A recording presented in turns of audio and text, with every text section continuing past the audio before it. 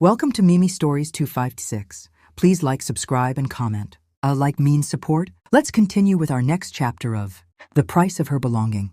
The door creaked open, and a nurse stepped inside, followed by two men in immaculate suits. Their polished shoes gleamed, and they carried themselves with an air of quiet authority. One of the men stepped forward, a small smile softening his otherwise formal demeanor. "Ms. Edith Brown?" he inquired. Edith stood, clutching Adoria's hand. "Yes, that's me," she answered cautiously. The man nodded. "We are here on Sir George's orders to escort you. The car is ready."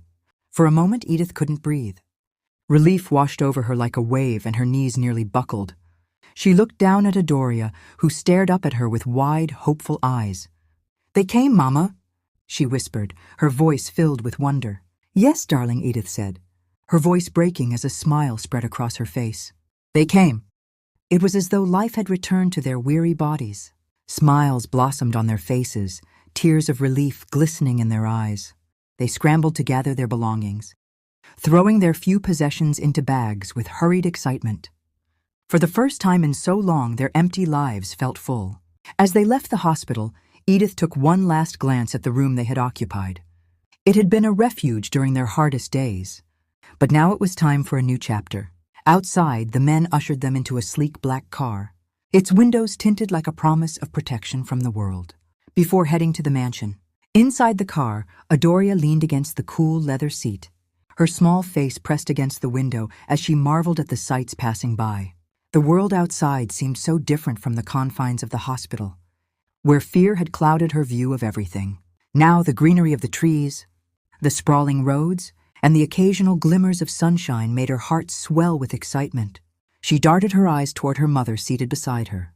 Edith smiled softly, though her nervous fingers betrayed her attempt to stay composed. Adoria's thoughts raced as the scenery blurred by. "These are good people," she whispered to herself, her little heart beating with gratitude. "Not only did they help us when we were desperate, but they're giving us work and a home. Where can people like them be found?" Her mother hadn't lied. Their saviors had kept their promise. For the first time in weeks, Adoria felt the spark of hope rekindle in her chest. As the car approached their old house, Edith turned to her daughter, her voice firm but affectionate. "Adoria, listen to me," she began, her tone full of a mother's love and wisdom. "You must always remember to be respectful and obedient. These people have opened their home to us, and we need to show them that they made the right choice.